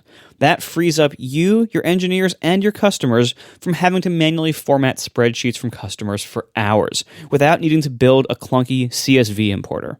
Flatfile's Portal integrates with virtually any application, and in minutes can upgrade your customer data onboarding from emailing Excel files back and forth to importing even the messiest data correctly and on the first try. With Flatfile Portal, intuitive data imports will be the new standard for your customers, your engineers, and your product teams. If you are interested in testing out Flatfile Portal, visit flatfile.io. That's flatfile.io. Our thanks to Flatfile for sponsoring our show. You want to do some Ask ATP? Let's do it. Yep. Let's start with Matt Fencelau, who writes, listening to your 10th anniversary discussion about photo libraries, I returned to a question I've always had. Why aren't photos just treated as files, which can be selectively shared using any file sharing approach, iCloud, Dropbox, etc.? When was the fundamental decision made to treat photos as anything other than files, John? I think we covered that last time. We were talking about what is the difference between like an album and a library, right? The photos themselves are files, although they do have embedded metadata, right, in the form of the EXIF and everything. But what makes something a photo library is the photos are just the starting point. Those files, that's just the starting point. Then there's everything you apply on top of them. All of your edits, all of your crops, all of your adjustments, all of that stuff metadata that you add to them, adjustments that you make. Maybe you make adjustments to the date, but you don't want to actually change the EXIF data that's embedded inside the file. You want that adjustment to be outside, right? You want to sort of manage your collection of things, tag them, favorite them, file them away, adjust the ones you want, rotate, crop, duplicate, do all sorts of things to it. That's what makes a photo library. That's what makes a collection. You curate the collection. You sort things into bins. You put them into subsets. You modify them, right? All of that is metadata that is attached to the data that is your photos. Even the adjustments is metadata, because a good photo library will not destructively make those changes. Your original is always there as the file, but the value you're adding to it is the metadata. And so you can't just have it be files. You got to keep all that metadata somewhere. The metadata could also be in files, but it's probably in some kind of a database as well. And that's what makes something a photo library. So it's not a decision of them not being treated as files. It's if you want to curate a collection of thousands and thousands of files, you need some form of metadata, and photos in particular is a bunch of obvious kinds of metadata that go along with photos. That's why you've got photo libraries and not just folders full of files. I think it's also, you have the technical realities of doing this. For many people, their entire photo library doesn't fit on their local drive. And so you have to have some kind of dynamic functionality to be able to offer the photo library, but not have it all stored there. Additionally, you have the issue of fast browsing through thumbnails of photos. And if all the photos are just one-to-one files on your hard drive, then it's going to be really hard for the display mechanism, however you're viewing these, whether it's just, Finder windows or whatever, to be able to render a whole bunch of thumbnails all very, very quickly for you to scroll through and scan for that one picture you're looking for. Even if it pre-renders them and puts them off to the side, essentially to try to solve this problem, say you take photos in RAW, which is the thing that people actually do.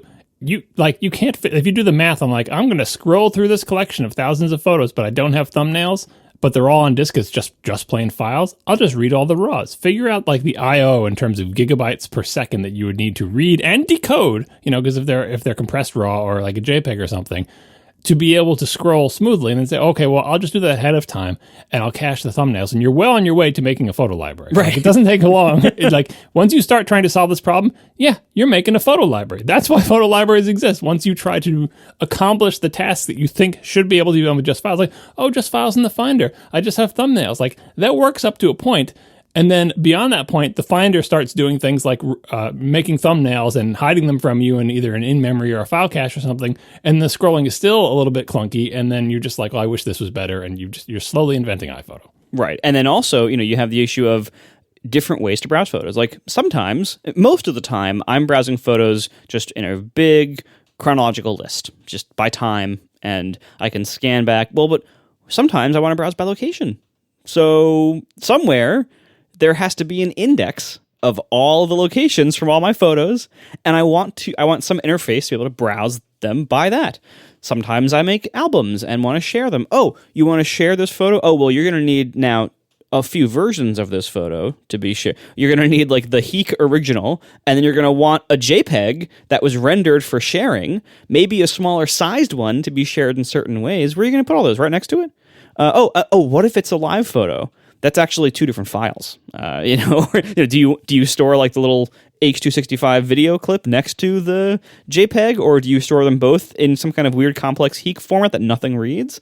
And so again, you get into all this complexity of how you want to actually use this data most of the time, or across different devices, or across different technical needs, and it becomes very hard to just have them be a set of files and folders, and also offer the kind of functionality that most people want these days.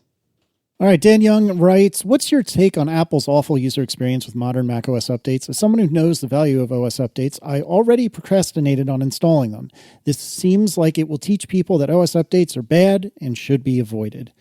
I'm not really sure what Dan's going for here. Can one of you translate? It's because you didn't read the links. So this is on the Eclectic Light Company, which is a good website diving into details of this. And the person who writes it has been very annoyed that the OS updates that have come recently, there's been a bunch of security type packages, have been 2 gigs. No matter how small the change is, we're just patching 1 or 2 files and it's just a minor security update.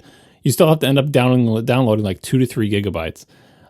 And he's been blaming this on the what is it called, sealed system disk or whatever. The Catalina, I think, introduced the read-only system volume, and now it's like cryptographically sealed.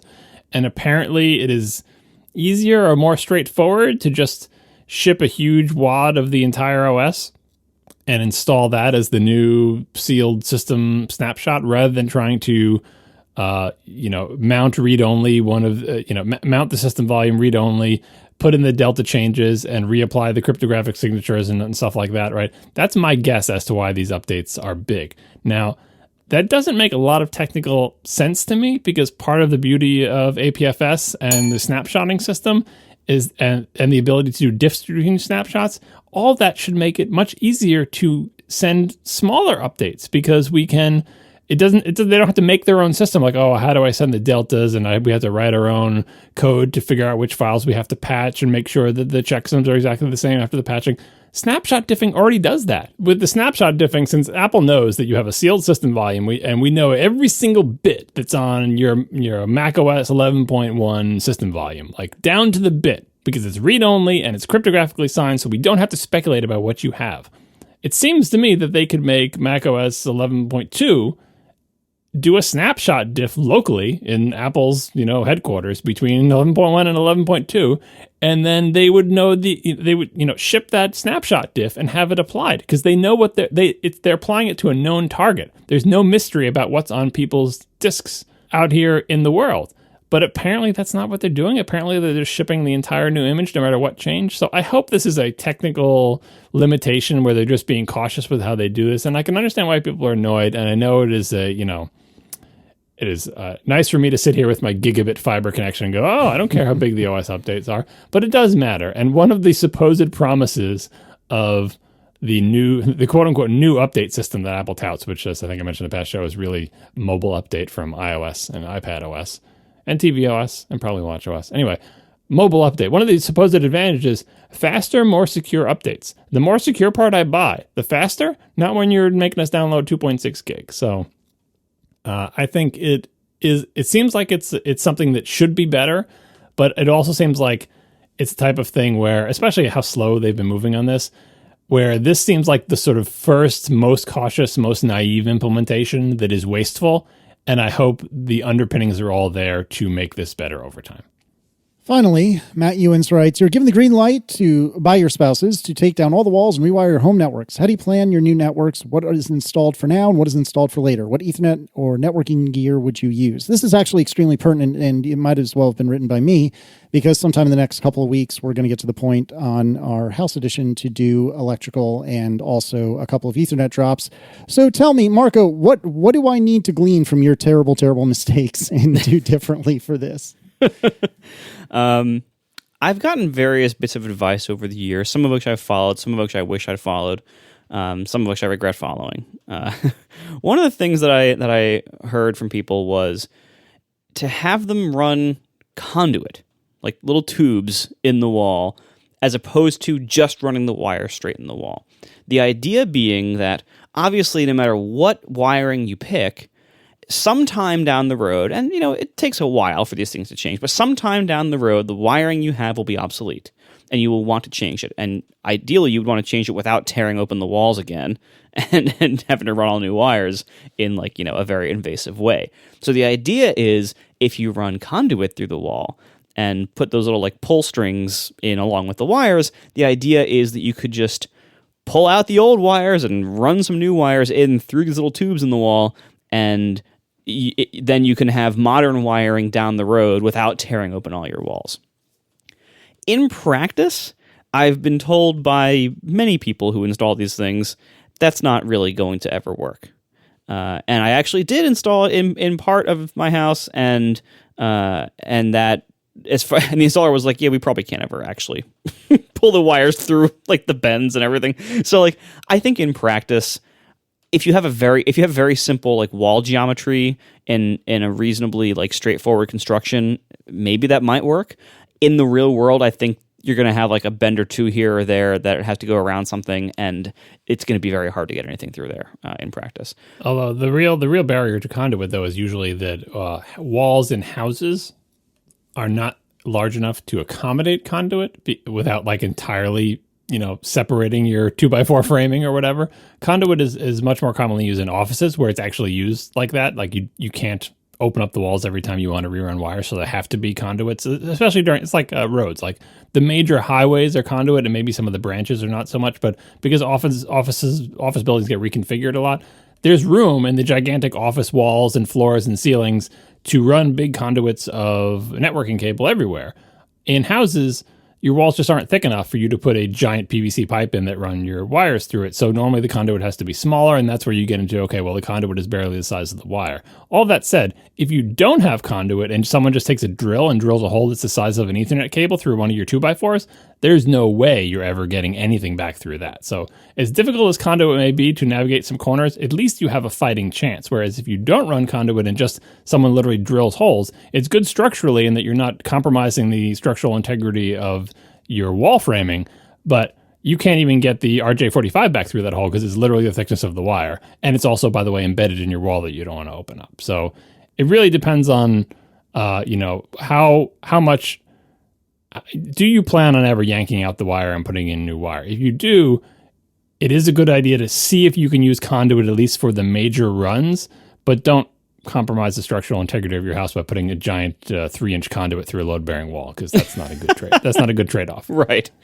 And yeah, I mean, heck, the first time I did this, I did it in a wall that was then later being spray foamed, and then you just spray foamed right over the bare wires, and so those are in there forever. Yeah, those are not coming out, and that's the beauty of conduit. If you have spray foam insulation with the conduit, just spray over the conduit. That's fine. That's the whole point of it. Right. Exactly. So anyway, yeah. So that's all right. I would say, the easiest way to do this is to have as little wiring running through the walls as possible, and to have it instead all go like straight up to an attic or straight down to a basement, where then it can run in a more accessible place. So like you have all the runs that just are like, straight, which is similar to how usually you run ducting for air conditioning and stuff, is that, you have like the main, like most of like the main trunks and the runs of it are mostly in accessible areas, and then you like shoot straight up a wall to get to a room, but like you're not running side to side within like the deep parts of the wall.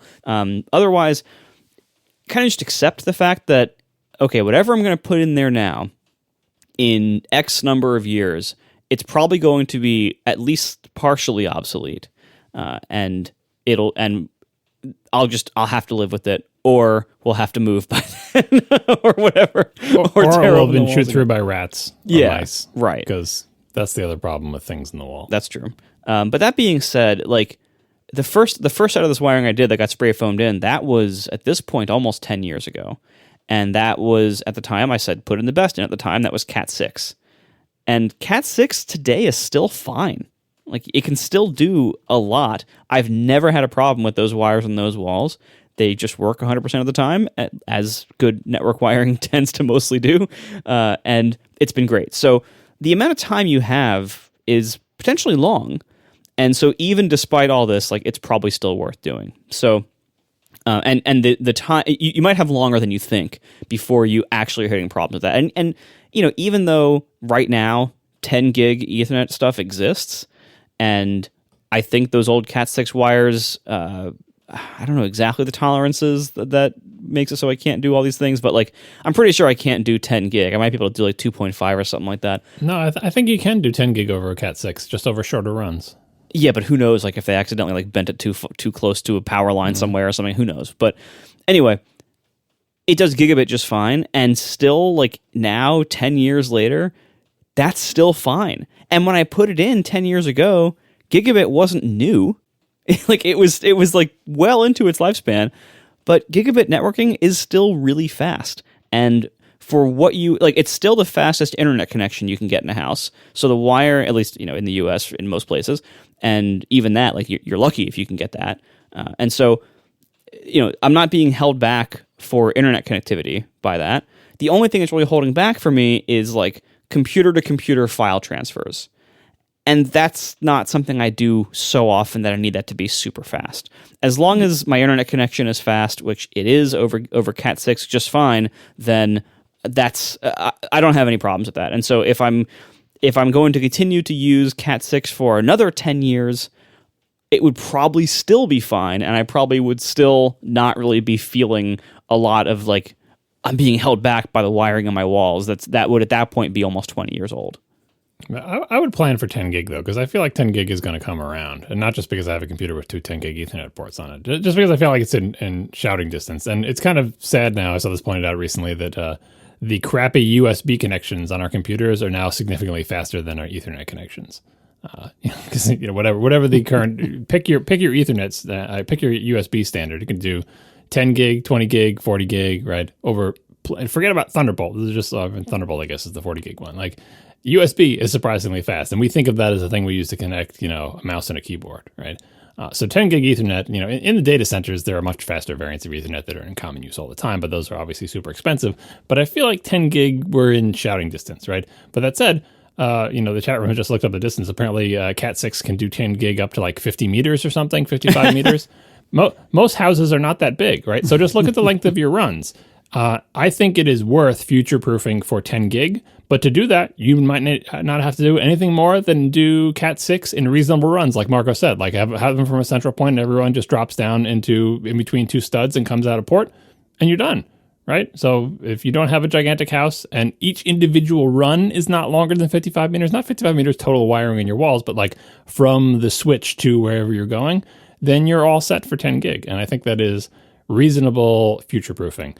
Given Marco's experience with the weird Cat 7 connectors and the videos I saw of the Cat 8 ones, I think it is not worth messing with that just because of the weird grounding sheath that you have to do and the size of the chunky connectors. But I wouldn't go below Cat 6. No, I think there's a Cat 6A now or something that I don't think that existed when I did my first set. But anyway, yeah. From what I've heard, Cat 6A is totally fine for almost any modern use. So that's probably what I would do if I was doing it again now. Now, that being said, the second half of this question was about networking gear and stuff like that. And I have been a fan and user of Ubiquiti for quite some time now. I would never recommend it to like a typical home user, but if you're listening to this podcast, there's a greater than average chance that you're a nerd. And for those of you out there who like to have networking nerdy stuff, Ubiquiti is pretty cool, but it is very nerdy. That being said, their latest generation of stuff, the Dream Machine router and Dream Machine Pro, have had problems. I'm using one now, and the other day I had to reboot it to let new devices join the Wi-Fi network. And part of the reason why, and this is not the first time this has happened, and part of the reason why I've loved Ubiquiti for so long is that the previous gear I had, the old like Edge router and then the old security gateway that I had after that, the previous Ubiquiti gear, I would set it up and it would just run for years. And there was never a problem that I had that was solved by rebooting my Ubiquiti router. Like, I never had to do that for any reason except, like, occasionally a firmware update or something, or, like, it would lose power and then it would reboot. But, like, the uptime my routers had was ridiculous. And I always knew that the Ubiquiti gear was so rock solid that was never the problem. Whatever problem I was seeing wasn't the Ubiquiti gear's fault. And that was a great place to be. I can't say that right now. And that's very disappointing to me. I'm and a lot of Ubiquiti people are kind of, having a bad time right now because their recent gear, they're moving very fast on the software front. The software is like, move fast and break things kind of philosophy, it seems like now, which is not what you want out of your router. Like, that's not, you want something a little more slow and non-breaking and conservative and, and that's what Ubiquiti used to offer. And their newer stuff, it seems like they're not there yet with the stability, and it might be getting worse. And they're going through a lot of changing, and everything keeps like, oh, now this new control panel is this new version. It looks totally different, and a third of the features are missing in the new version. But just wait, or go back to the old version to access them. Like, there seemed to be a lot of flux going on with Ubiquiti right now. That's not good. And I hope they work this out and get back to the level of reliability that they've had for years, that they built their reputation on. The whole reason I buy this stuff is because it was, in the past, rock solid and low maintenance. And right now, it's not. So I really hope this is a temporary thing. Right now, with what is offered, I can't recommend it. I'm using it, and I'm tolerating it, and it works well much of the time, but it doesn't have the appeal that their old stuff had when it just was super reliable. It doesn't do that right now. So hopefully they move past this and get better. Right now, I don't know what I would recommend. Thanks to our sponsors this week, Squarespace, Backblaze, and Flatfile. And thanks to our members, you can now get an annual membership, or you can get euro or pound billing, and you can join with any of those options if you want to, atp.fm/join. And we will talk to you all next week. Now the show is over. They didn't even mean to begin, 'cause it was accidental. Oh, it was accidental. John didn't do any research. Marco and Casey wouldn't let him, 'cause it was accidental. Oh, it was accidental. And you can find the show notes at atp.fm. And if you're into Twitter, you can follow them at CASEYLISS. So that's Casey Liss, MARCOARMENT, Marco Arment, SIRAC, USA Syracuse. It's accidental. They didn't mean to. Accidental. Tech podcast so long. So my birthday was last week, and my parents got me a new dongle for my car. They got me the Carlinkit wireless CarPlay adapter. So this is something that I think I had obliquely mentioned many episodes ago, as an adapter that you plug into the USB port in your car that is designed to accept a lightning cable for CarPlay purposes. Well, you plug this adapter in, and then your phone talks to the adapter talks to your car, and that means you can leave your phone in your pocket and have CarPlay even if it's not physically connected to the car. Does it come with a lowered, what is this, an R8? So a lowered yes. R8 with a giant wing holding a canoe on top of it? What? I'm confused by the marketing of this So here's website. the thing. There are several different manufacturers that do the same thing. They're probably just, different labels on the same guts. But this particular website... I actually have one of these, but for like my dev kit, I bought one of these, not this brand, but I bought like one of the other brand ones that said it might work, and it didn't. Yeah, well, so if based on this website, I would not have bought this particular one because it is rough, some of the product photography, but here we are. And so I had the occasion to be in the car for about 5 hours today, and I used the Carlinkit adapter for 4 of the 5 hours that I was driving, and it worked actually quite well. I feel like I can tell, and maybe it's all in my head, I feel like I can tell that it's not hardwired CarPlay anymore, in the sense that like there's a little bit of lag, a teeny bit. When I would play like audio after Siri was talking, I feel like the bit rate was like really low for a second or two, and then it would figure itself out, and it would be, regular quality. But that being said, it seemed to work just fine. This thing is about $130, and it's the perfect kind of gift, right? It's the sort of thing that you don't necessarily want to spend $130 on, but you don't mind if somebody else spends $130 on you and gets you this thing that may or may not work well. And actually, it's worked fine. What's nice about this particular one, I presume the others are the same, is that it also has USB power pass-through. So it has USB-C to USB, what is it, A or B? I always get it wrong. A? Thank you. If it's a printer, it's B. Okay, there you go. So it's USB-C to USB-A. It's a little, stubby cable, and the USB-A goes into your car, USB-C goes in the little dongle, and then it also has a USB-A receptacle on the other side of it, so you can plug in your lightning cable and charge your phone while you're using CarPlay. Now, I don't think it will use CarPlay. It's not like a pass-through for wired CarPlay when that happens. I think what it's doing is it's just charging with, the power is there, the data is not. But it worked well. And for the last hour I was in the car, I took it off the charger just to see how it did. And my battery plummeted by 15%, but also consider I was listening to Overcast at the time. And more importantly, Hey, don't blame me. Just hold on. Don't throw me under the bus. Hold on. And more importantly, as I was starting to say, I was also using the GPS and Waze. Oh, yeah. So that, I think, is the actual Overcast, culprit. GPS Waze, they're pretty equal battery hogs. Hey, there. Totally, so yeah.